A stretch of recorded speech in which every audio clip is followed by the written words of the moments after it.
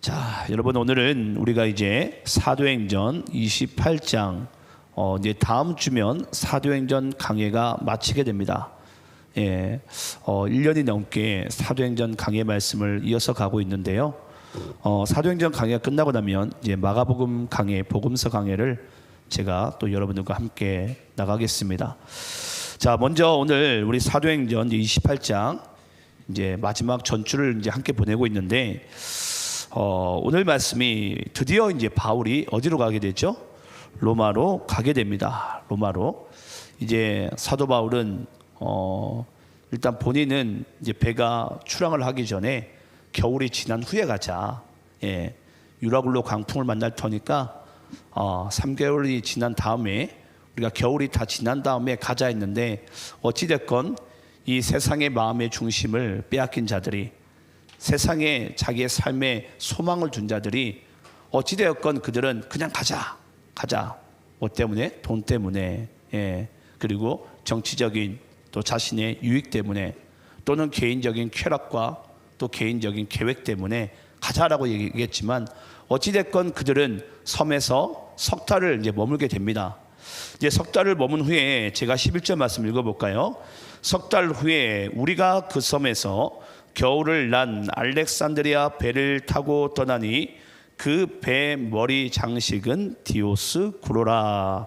자, 여러분, 바울은 석 달 동안에 이 멜리데라는 섬 가운데 이제 머물게 되었고, 알고 보니까 하나님께서 그 멜리데 섬에 있는 원주민들까지도 하나님께서는 복음이 땅 끝까지 전파되기를 간절히 원하셨어요.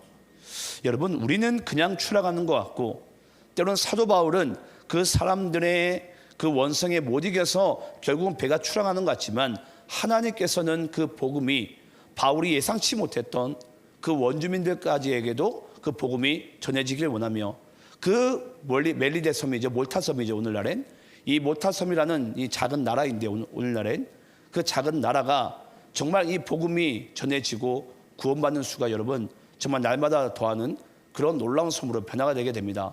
그래서 지금도 여러분들이 뭐 그럴 일이 있는지는 모르겠어요. 이 이탈리아 밑에 있는 이 몰타 섬이라는 작은 왕국에 가게 되면요, 거기엔 지금도 이 사도 바울을 기념하는 교회가 이렇게 세워져 있습니다. 근데 여러분, 중요한 것은 바울의 기념 교회가 되면 안 돼요. 바울이 복음을 전하러 갔을지라도 그 교회 머리는 그리스도가 되셔야 되죠. 근데 성지순례를 여러분 가보시면 아는데요, 다 누구의 이름을 땄어요. 그게 여러분 절대 하나님의 뜻은 절대 아닙니다. 여러분, 오직 우리가 영광 드려야 되고 그 교회 머리는 예수가 돼야 돼요. 근데 성지순례 여러분들 가게 되면요, 한 요 정도는 이제 우리가 후회를 하게 돼요. 어떤 분 후회하게 되냐면 다 기념교회를 세워놨거든요. 그러니까 기념교회들이 이게 성서적으로 성경적으로 그렇게 건강하지만은 않더라는 거죠. 그래서 여러분, 이것은 바울이 그곳을 세운 게 아니라 하나님께서 바울을 보내셔서 바울을 통하여서 그 몰타 섬이라는 섬 가운데 하나님의 교회를 세우시고 그 원주민들을 통해서 지금은 하나의 작은 나라가 됐는데 그곳 가운데도 하나님의 복음이 전해지더라라는 것을 우리가 이제 그 주의 간절한 마음을, 하나님 아버지의 간절한 마음을 우리가 주님 안에서 알아야 될 줄을 믿습니다. 자, 그러면서 여러분 여기에 보니까 다시 이제 3개월 후에 배가 다시 떠나게 됩니다.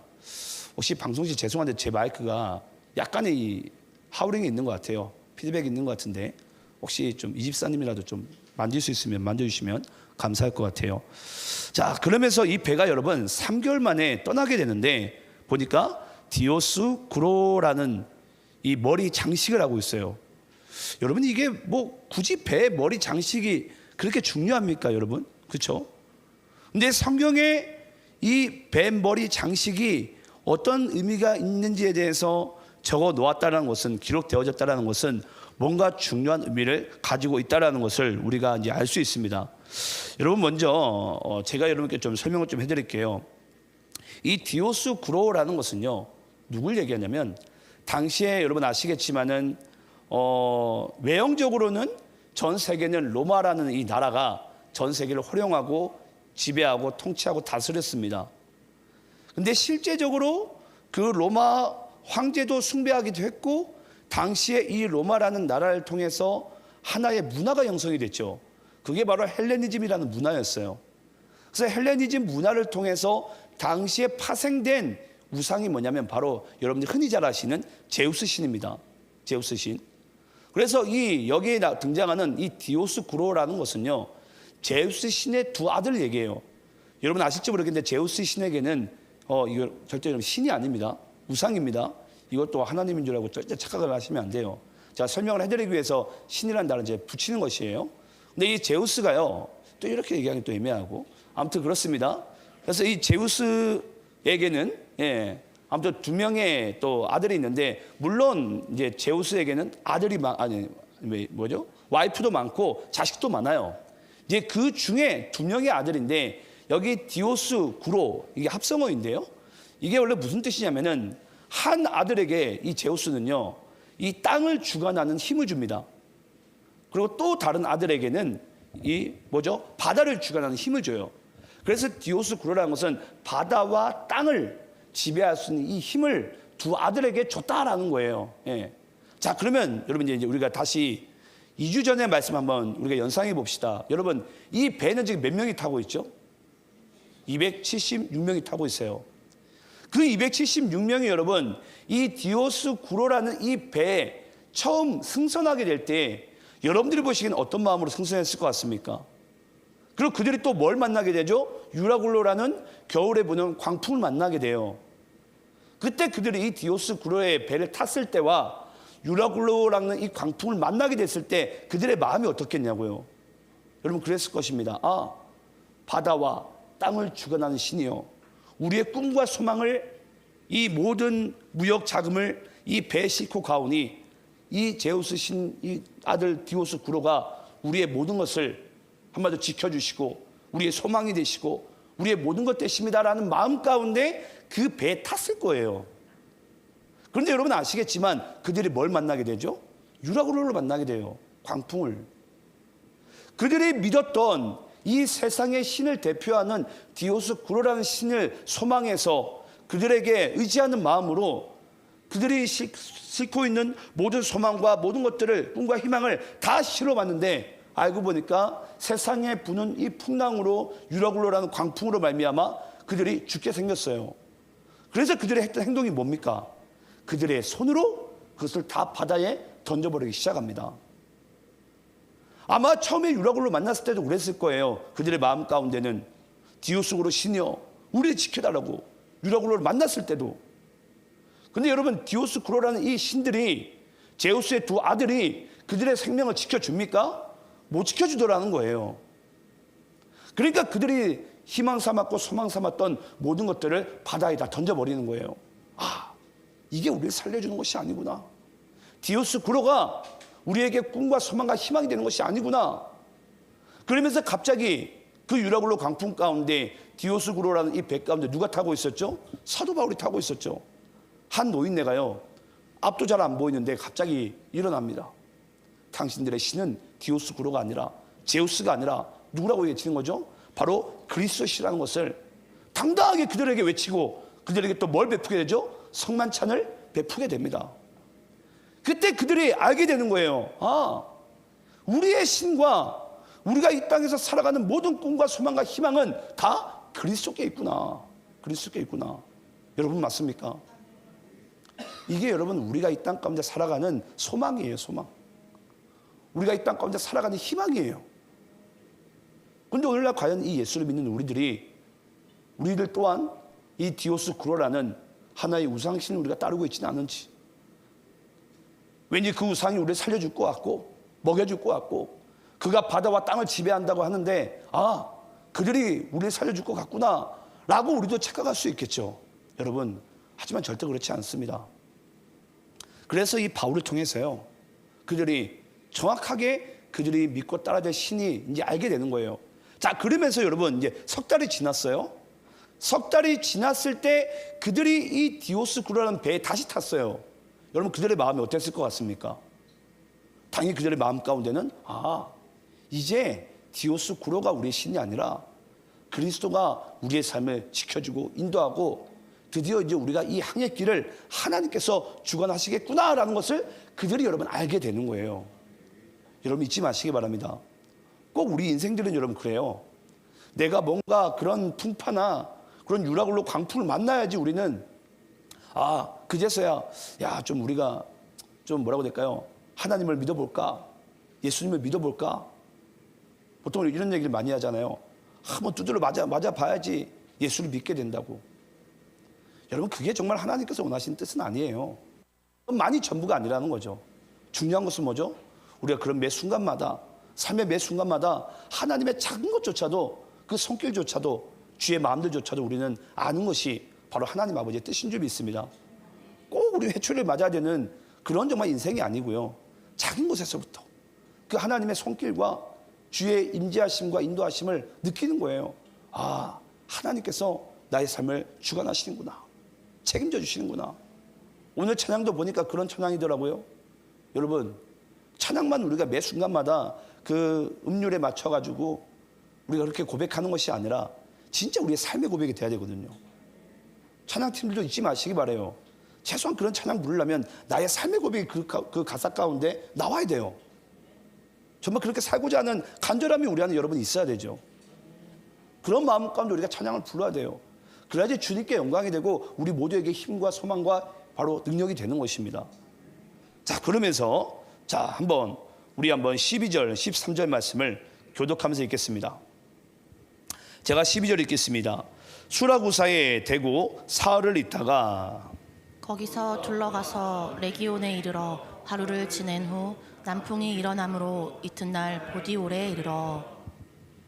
자, 여러분 여기에 등장한 12절과 13절의 메시지는요, 보면 이 디오스 구로라는 이 배에 항해 일지를 적어놨어요. 항해 일지를 적어놨는데 잘 보시기 바랍니다. 우리 한번 먼저 지도를 잠시 한번 볼까요? 지도를 보게 되면 저기 여러분 멜리데 섬 보이시죠? 멜리데 섬에서 아까 우리 12절에 등장한 수라구사가 등장합니다. 네. 그래서 여러분 이 수라구사에서 또 레기온이 등장해요.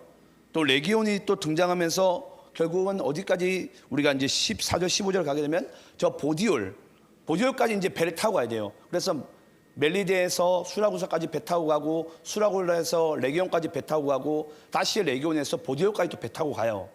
근데 여러분 여기 수라구사에서 레기온까지는 여러분 보니까 145km 정도 돼요. 우리가 보기엔 아주 짧지만 이게 지구 본이기 때문에 아주 긴 거리입니다. 그리고 레기온에서 또 보디올까지는 여러분 370km가 됩니다. 370km. 그럼 여러분 아까 우리 12절에 수라구사가 등장했고 13절에 레기온과 보디올이 등장하게 되는데 결국은 145km, 370km를 이제 가게 돼요. 근데 중요한 것은 여러분 여기서 뭐냐면요. 그러니까 13절 말씀을 띄워주시겠어요? 자, 이제 지도를 봤으니까 어느 정도 연상이 될 겁니다. 13절 말씀 띄워보게 되면 여기 보니까 거기서 가서 레기온에 이르러 하루를 지낸 후에 남풍이 일어나므로 이튿날 보디올에 이르러라는 말씀이 있는데요. 여기서 중요한 포인트가 뭐냐면 여러분 이제 제가 지도를 그래서 보여준 거예요.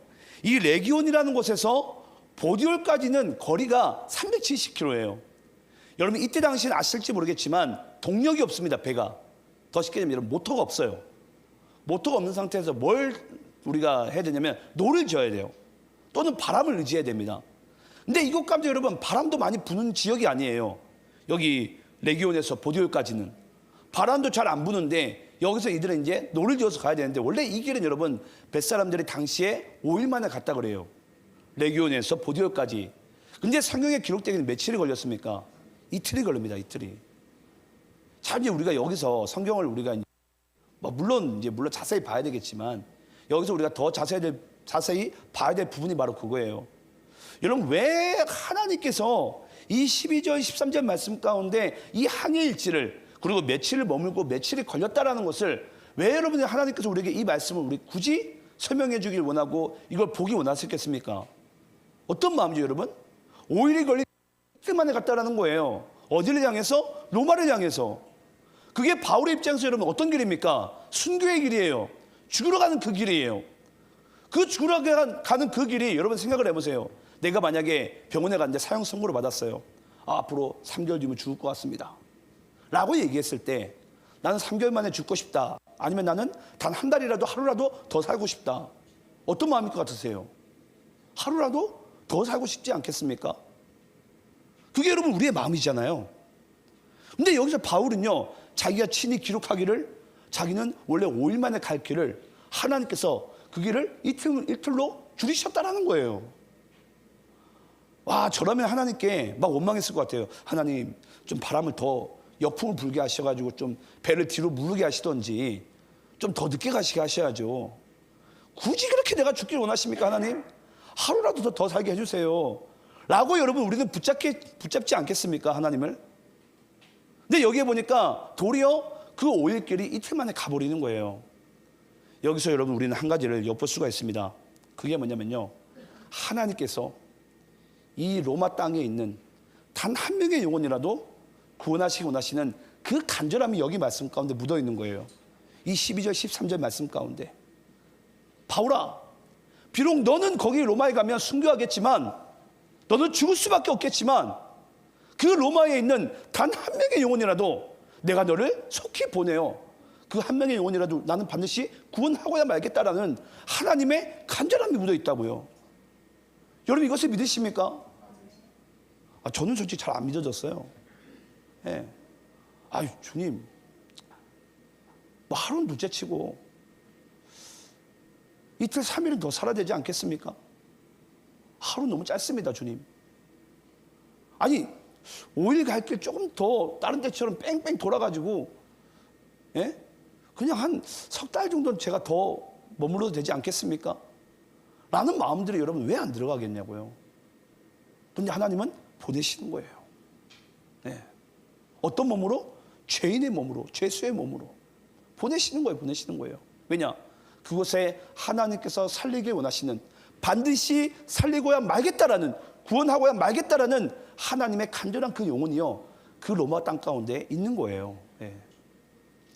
자, 그러면서 저도 오늘 솔직히 뭐 아시겠지만 제가 오늘 설교를 제가 마무리를 하면서 그랬어요. 이 이야기를 할까 말까. 뭐 아시겠지만 제가 이제 월요일 밤 비행기로 이제 호주를 다녀왔어요. 이제 다녀온 이유가 아까 보셨겠지만 저희 교회가 이제 터키 그리스 가는 일정이 취소가 됐습니다. 예. 그 이유가 뭐냐면 지금 터키 현지 상황이 갈 수 있는 상황이 못 돼요. 예. 도리어 가게 되면 이제 오히려 저희가 역 테러를 당할 수 있는 그런 선교사님들이 이제 보고를 받았어요. 처음엔 그랬어요. 솔직히 원망도 들고 여러 가지 이제 생각이 들더라고요. 예. 그런데 하나님께서 여러분 아시겠지만요, 이 사도 바울이 정말 그토록 가기 원했던 곳이 어딘 줄 아세요? 로마예요. 예.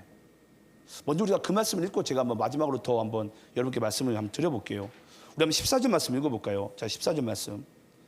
자, 우리 함께 한번 읽어보겠습니다. 함께 있습니다. 시작. 거기서 형제들을 만나 그들의 시험을 받아 이래를 함께 머무니라. 그래서 우리는 이와 같이 로마로 가니라. 어찌됐건 여러분 사도 바울은 그 보디올까지 가게 됩니다. 보디올은 여러분 아시겠지만 로마라는 이 커다란 땅 가운데 작은 항구 도시예요. 항구 도시 가보니까 형제를 만나게 돼요. 여러분 사도 바울이 로마에서 복음을 전한 적이 있나요? 성경의 기록상으로는 사도 바울은 로마를 지금 처음 가는 길입니다. 성경의 기록상으로 그래요. 그 전에 예를 들어서 예수 만나기 전에는 사도 바울이 로마에서 뭐 시민권도 있고 왔다 갔다 했는지 모르겠지만 성경에서 다메섹에서 예수를 만난 이후에는 사도 바울은 로마로 가는 이 길은 초행길이에요. 근데 거기서 누구를 만나게 돼요? 형제를 만났다라는 것은 당시 교우들, 기독교인들을 만났다라는 거예요. 근데 만나게 되는데 여러분, 그럼 그들은 어떻게 해서 예수를 믿은 거죠? 이것은 여러분 아시겠지만 사도 바울이 가기 전에 이미 서신서를 통해서 그들이 예수를 영접하게 됩니다. 한마디로 여러분 그 끌로 통해서 복음의 편지 끌로 인해서 한마디로 낳은 어떻게 보면 자녀들과 같은 형제들과 같은 그런 존재들이에요.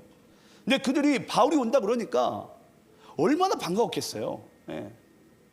그래서 사도 바울이 내가 로마로 가야 되는데 도무지 내가 이 길이 열리지 않는다고, 가고 싶은데 안 열린다고. 예. 그런데 드디어 이 사도 바울이, 아니 조금 여러분 예를 들어 더 젊었을 때 가거나 좀 앞이 좀 잘 보일 때 가거나 또는 죄수의 몸이 아닐 때 여러분 로마에 가면 얼마나 좋아요.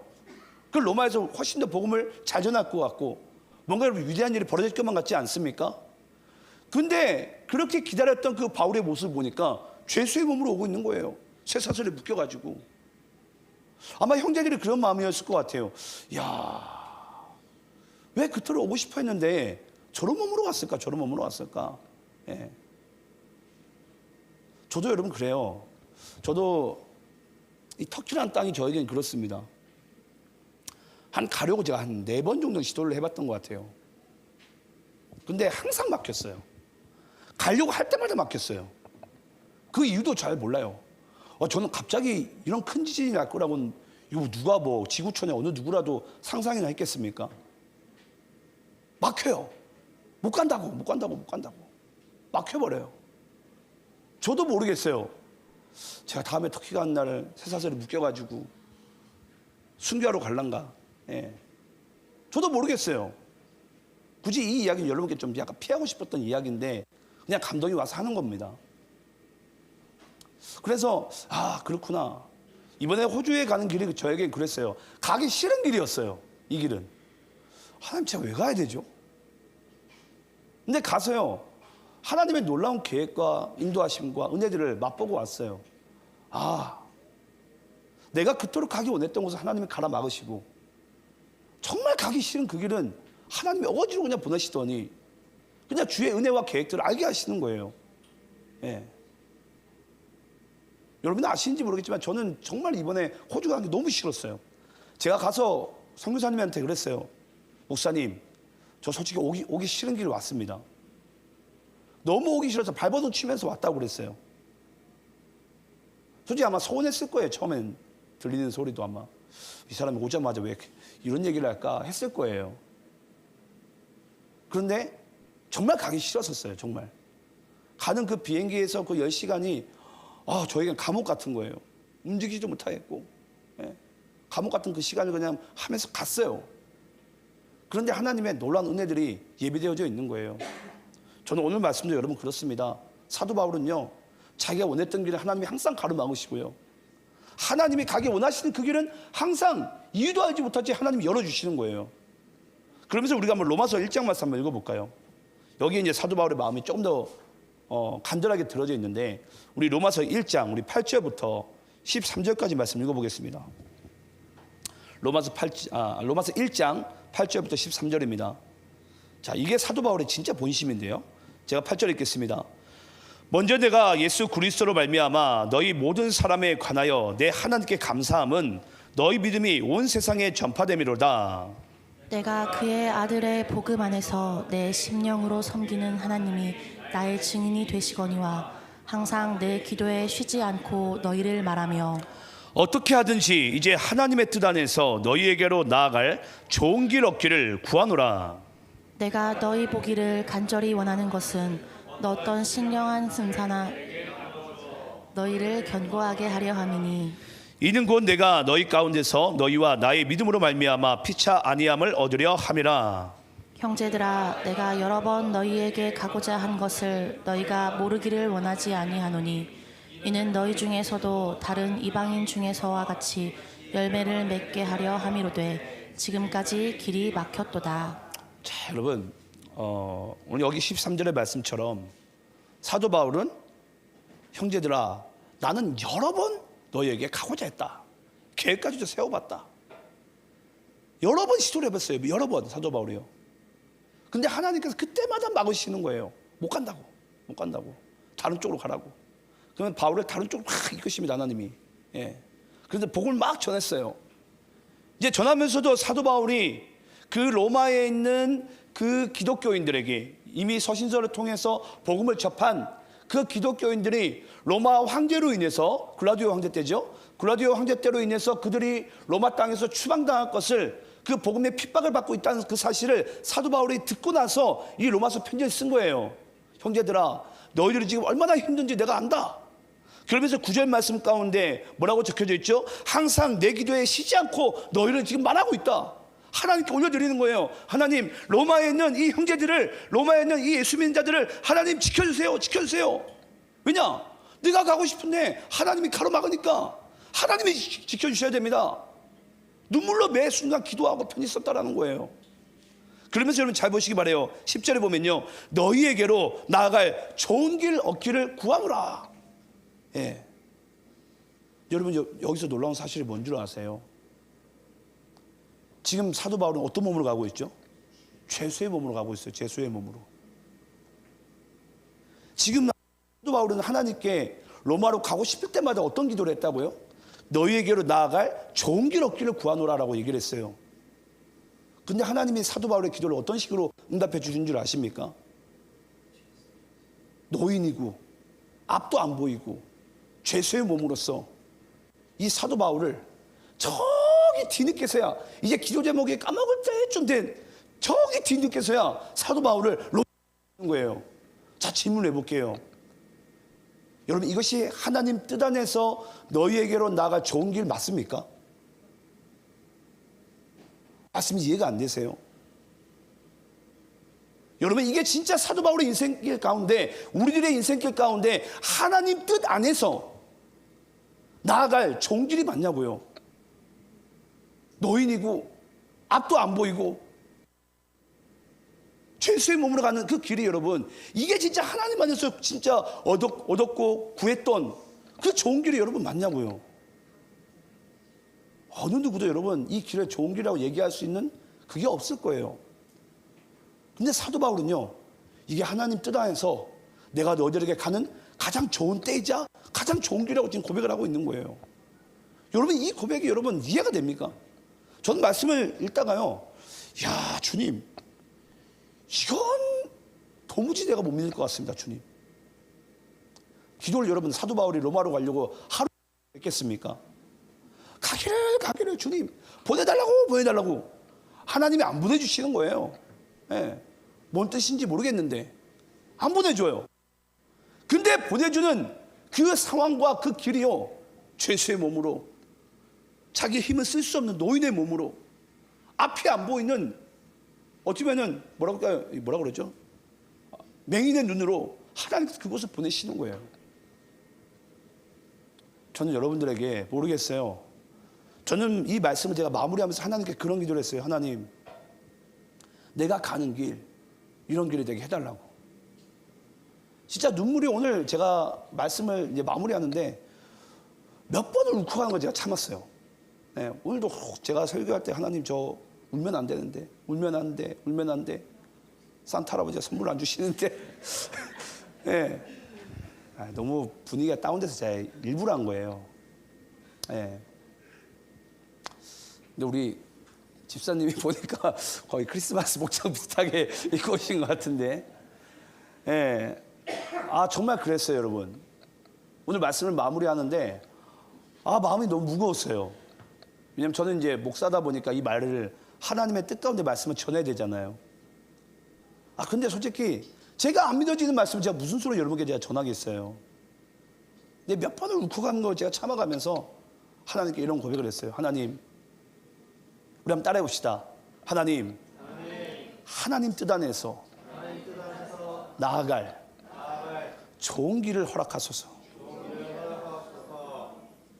여러분, 이 길이요, 그리스도인이 걸어가야 될 길입니다. 하나님 뜻 안에서 나아갈 좋은 길. 그건 여러분, 죄송하지만 여러분들이 원하시는 길이 아닐 거예요. 스스로 띠를 띠는 길이 아닐 거예요. 아니, 어찌 보면 죽도록 내가 거부하고 싶고 가기 싫은 길일 거예요. 하지만 잊지 마시기 바라요. 그 길에 생명이 있고요, 그 길에 하나님의 역사가 있어요. 그래서 오늘 제가 말씀을 보는데 자연스럽게 그 찬양이 불러졌어요. 시선이라는 찬양인데요. 내가 주님을 바라보고 내가 주님을 향해서 그 인도한 길을 나아가, 내 삶이 주의 역사가 되는구나. 주의 역사가 되는구나. 예. 그저 오늘 결단송을 십자가의 전달자와 그 시선이라는 그 두 찬양을 가지고 몇 번을 제가 씨름을 했어요. 하나님 이거 할까요? 하나님 이거 할까요? 하나님 이거 할까요? 예, 그래 방송실 저 때문에 좀 약간 스트레스 받았을 거예요. 목사님이 오늘따라 왜 자꾸 이거 했다가 그러고 저거 했다가 왜 자꾸 왔다 갔다 그러시지? 본문도 바꾸시더니. 예. 이 강 집사님이 성격이 좋으니까 참지. 아니면 목사님 이게 맞습니까? 라고 얘기했을 것 같아요. 예. 근데 그만큼 저에게 마음이 좀 그랬어요. 와, 복음을 끝까지 전하는 이 죄수의 몸으로 가는 십자가 전달자가 맞는데 이 사도 바울의 그 시선은 온전히 주님을 향하고 있는 거예요. 그래서 모든 시선을 주님께 드리고 살아계신 하나님을 느낄 때 내 삶은 주의 역사가 되고, 예. 여러분 이게 진짜 우리가 이 땅 가운데 살아가야 될 진짜 그리스도인의 삶이자 길이지 않습니까? 예. 그래서 정말 이 삶이요 정말 우리 삶 가운데 이루어져야 돼요. 그렇죠, 사모님? 예. 그래서 여러분 어찌됐건 사도 바울은요 14절 말씀 다시 보게 되면요 14절 말씀 다시 한번 띄워주시겠어요? 본문. 거기서 형제들을 만나 그들의 청함을 받아 이래를 함께 머무니라. 그래서 우리는 이와 같이 로마로 가니라. 우리 한번 따라해 봅시다. 그래서 우리는 이와 같이 로마로 가니라. 여러분 여기서 중요한 단어가 뭐라고 생각하세요? 그래서 우리는 이와 같이 로마로 가니라가 여기서 중요한 단어가 뭐라고 생각하세요? 그렇죠.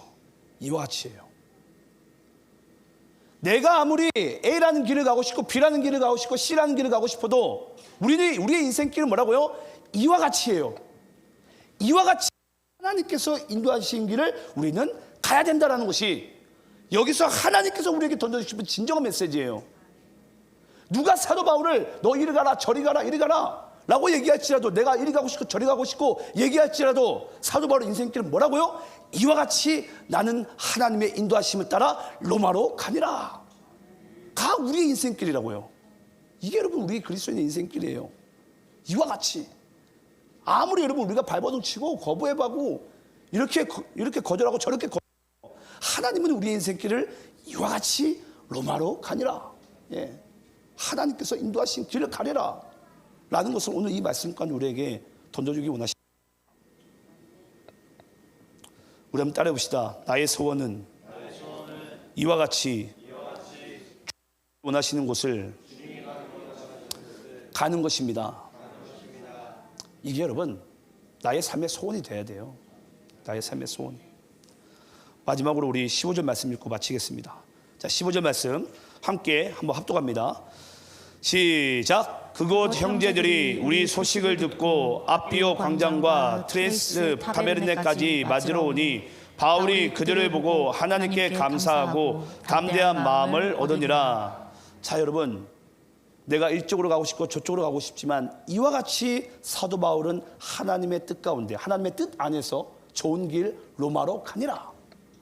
그럼 과연 그 길은 어떤 길인가? 정말 그냥 죽어버리고 순교하는 단지 그런 길인가?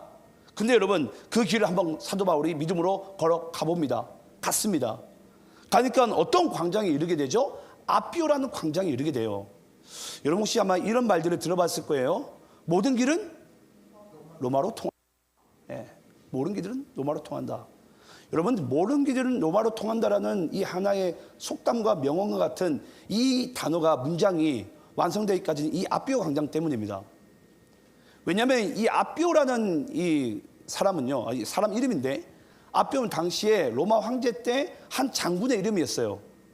근데 그가 로마 황제가 명해서 전쟁터만 나가면 이 아비오라는 장군은요 항상 승리해가지고 돌아오는 거예요. 그래서 그 로마 황제 그 성에 있는 바로 앞에 있는 광장의 이름이 여러분 그 광장 이름을 항상 아비오가 승리의 소식을 듣고서 그 광장을 지나쳐간다고 해가지고 로마 황제가 그 광장 이름을 그냥 아비오 광장으로 해라라고 그렇게 명해버리고 그래서 그때 파생된 문장이 바로 모든 길은 로마로 통한다라는 그 길이 이제 만들어지게 됩니다. 그래서 아비오가 항상 새로운 개척의 전쟁을 나갈 때마다 뭐 하게 된다고요? 승리하니까 그 나라의 길이 이 로마로 통하는 거예요. 아비오 광장을 통해서 로마로. 또 다른 길을 또 전쟁으로 나가게 되면 또 승리하고 또 아비오 광장을 통해서 또 로마로 가는 거예요. 로마 황제에게로. 그래서 모든 길은 로마로 통한다라는 그 문장이 이 아비오 광장 때문에 한마디로 파생된 거예요. 근데 여러분, 여기서 중요한 사실이 뭐죠? 이 아비오 광장을 지금 누가 가게 됩니까? 사도 바울이 가게 돼요. 겉으로는 여러분, 그가 죄수의 몸이고 노인의 몸이고 아무것도 할 수 없는, 힘이 다 빠져있는 그런 모습 가운데 아비오 광장을 지금 들어서고 있지만, 거기 광장 원래 누가 들어설 수 있다고요? 승리 개선 장군이. 예. 다 여러분 그냥 겉으로 모습으로 보기에는 사도 바울이 쟤는 졌구나. 아유, 노인네가 안 됐네. 이 평생 복음 전한다더니만 안 됐어. 그런 마음 가운데 받겠죠. 하지만 하나님의 시선에 있어서는 아비오가 아니라 바울이야말로 승리 개선 장군이죠. 네. 그러니까 모든 길은 이제 로마로가 아니라 어디로 통해야 돼요? 그리스도로 통하니라. 모든 길은. 네. 누굴 통해서? 아비오가 아니라 바울을 통해서. 모든 길은 다 이제 그리스도께 향하니라. 그리스도께 가니라. 최소한 여러분, 우리가 이 아비오 광장과 이제는 우리가 모든 길 로마로 통한다는 이 문장을 우리가 알았더라면, 의미를 안다면 이제는 우리 그리스도인들에게는 모든 길은 다 그리스도께로 갑니다. 그래서 아시겠지만은 불과 이 일이 벌어지고 난 바로 후에 뭐 하게 되죠? 이 로마 황제가 드디어 기독교 앞에 무릎을 꿇게 되고, 로마 황제를 통해서 전 세계가 여러분 국교화가 되는 놀라운 일이 벌어지게 되는 거예요. 진짜 무릎을 꿇는 거예요. 모든 게 다 그리스도께 통하는 거예요. 물론 인류의 역사 가운데 거기서의 부패의 과정들은 제가 뭐 설명할 거예요. 저는 여러분들에게 오늘 이 말씀을 전하면서 그렇습니다. 말씀을 정리할 텐데요. 그냥 사도 바울은 로마로 가니라. 뭐 갈만할 때가 됐고 하나님의 뜻이니까 갔네라는 게 아니라, 정말 그 길은 내가 원하는 길이 아니었고 내가 원하는 때도 아니었어요. 근데 알고 보니까 하나님께서 하나님 뜻 안에서 나아갈 가장 좋은 길을 하나님께서 바울에게 허락하사 예비하사, 바울이 그 아비오 광장에 들어섰을 때 그 로마 황제의 모든 정권과 통치함이 무너지고 그리스도가 이 땅의 만왕의 왕이 되시며, 당시에 이 전 세계가 로마를 중심으로 예수 믿는 사람들이 전 세계 가운데 열매 맺게 된 줄을 믿습니다. 저는 이러한 믿음의 삶을 여러분들이 여러분 인생길 가운데 살아가시기를 간절히 축원합니다. 함께 기도하겠습니다.